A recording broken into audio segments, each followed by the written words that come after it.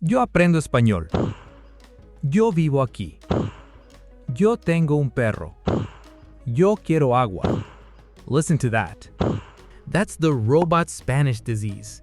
If you are repeating yo, yo, yo in every single sentence you speak, you are instantly announcing to the world that you are translating directly from English in your head. And worse, it's exhausting you. In Spanish, we don't need to state the obvious, but we don't just drop words randomly either. There is a precise mechanical reason behind it. Here, we don't memorize, we understand. Today, I'm going to show you the ninja rule, how to sound exactly like a native by letting the verb do the heavy lifting, and finally dropping the I, you, he, she from your vocabulary. Let's break down the anatomy of a sentence. I want you to think of a sentence like a building. In English, the subject pronoun, I, you, he, she, they, is a main load-bearing pillar. If you remove it, the entire roof collapses. Think about it. If you just say, go to the store, that is a command. You are giving an order. But if you say, I go to the store, it's a statement of fact. The entire meaning depends on that pronoun standing right there at the front. But Spanish is built differently. In Spanish, the verb is the reinforced concrete pillar. It holds absolutely all the weight. The pronoun? The pronoun is just a temporary scaffolding. Let's test this logic right now. Look at this word. That hemos at the end is the DNA of the word. It's a trigger word. Who is eating? We. It physically cannot mean anything other than we eat. The information is already permanently built into the foundation. So saying nosotros comemos is like leaving the scaffolding up after the building is already finished. It's structurally redundant. It doesn't make the building stronger, it just clutters the view. The ending of the verb is your ninja. It does the job quietly from the shadows, holding the structure together without needing to announce itself. Trust the structure. Drop the pronoun. Just say, tengo hambre. Drop the pronoun. Just say, vivo aquí. Let's take a breath. I know exactly how counterintuitive this feels for you. When I was learning English, my brain almost gave out trying to understand the phrase, it is raining. I was desperately looking for the subject. I asked my teacher over and over, who is it? The sky? The weather? The clouds? In my logical mind, an action needed a doer. English forces you to use it, even for physical objects. If I asked, where's the car? The answer had to be, it is in the garage. In Spanish, we don't even have a word for it as a subject. We just trust the verb. Llueve, está en el garaje. Boom, done. No invisible ghosts. So I know exactly how weird and scary it feels for you to let go of your safety nets. The I, the you, the he, and that phantom it. You feel naked speaking without them. But I promise you, it won't fall apart. The verb is strong enough to hold you. To prove it to you, we are going to test your logic right now. But before we jump into the training simulator, I've prepared a visual cheat sheet mapping out exactly when to use the scaffolding and when to let the ninja work. It's completely free. It's in the description below, and you can save it to your phone right now to use as a logic filter for your daily conversations. Go grab it. All right, time to train. We don't memorize here. We use pure logic. I'm going to give you 15 real-life situations. Look at the context, process the logic, and you have exactly 5 seconds to tell me, do we show the pronoun or do we drop it and let the ninja work? Let's go. Situation 1. You are home alone. Your stomach growls. You want to say, I am hungry. Show or ninja?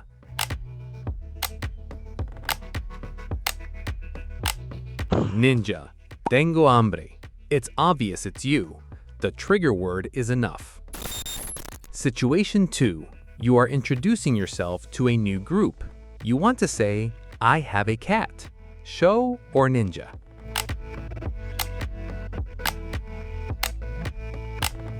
Ninja. Tengo un gato. It is a simple statement. The verb already contains the I. Situation 3. Putting on your jacket. Looking at your family. You want to say, I am going out. Show or ninja?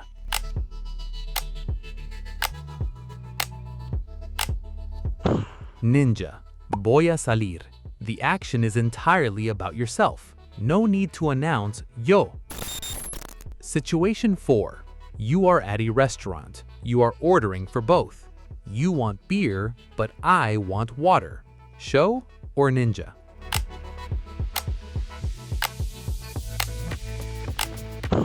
Show.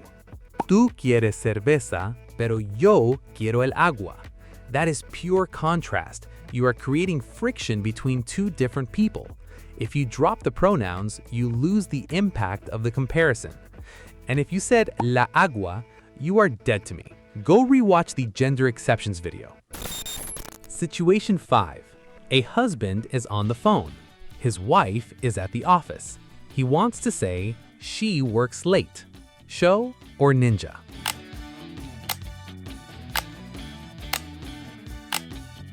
Show. Ella trabaja tarde. The person is out of the room.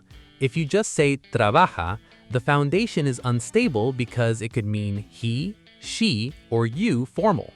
We need the pronoun for absolute clarity. Situation 6. You are looking at a complicated math equation and want to say, it is difficult. Show or ninja?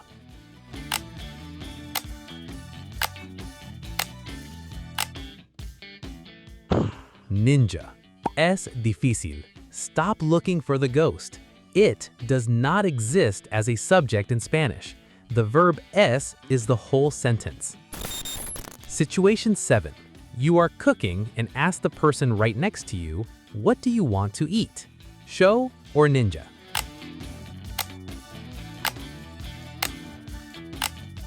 Ninja. ¿Qué quieres comer? Direct conversation. You are looking right at them. No confusion possible. Situation 8. You're telling a crazy story about your brother and your sister. Suddenly, you say, he was so angry. Show or ninja?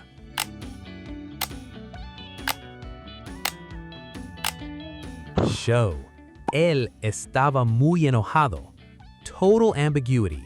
Since both a brother and a sister are in the story, your friend has no idea who was angry if you just say estaba. You must show the pronoun to point the spotlight at the right person. Situation 9. Looking at a group photo, you point out, we went, but he stayed. Show or ninja?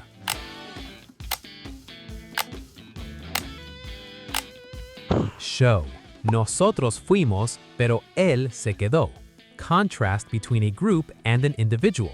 The pronouns are required to establish that separation. Situation 10. Looking directly at your friend, handing them their car keys. You have the keys. Show or ninja?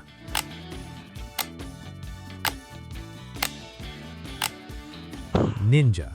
Tienes las llaves. You are looking right at them.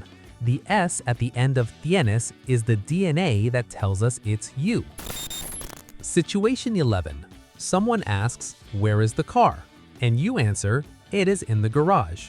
Show or ninja?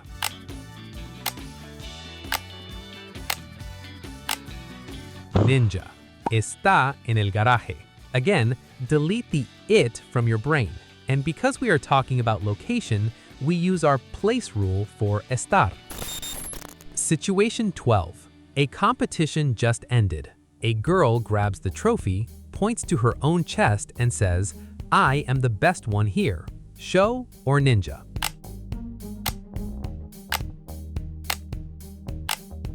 Show. La mejor aquí soy yo. Heavy emphasis and pride. She is pointing a finger at herself against the rest. The pronoun makes it a statement of power. Situation 13. You walk into a room and smell something burning. You say, there is a problem. Show or ninja?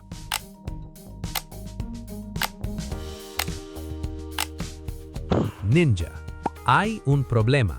And notice it is un problema, Greek word. If you said una problema, you owe me 20 push-ups. Situation 14. Looking at the window, you want to tell your friend, it is rainy today. Show or ninja.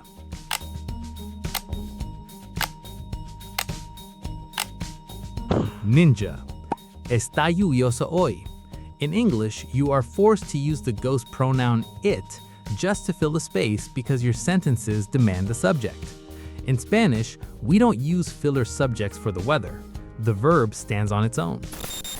Situation 15. Your friend asks what you do with your free time. You hold up your book and say, I read stories every day. Show or ninja.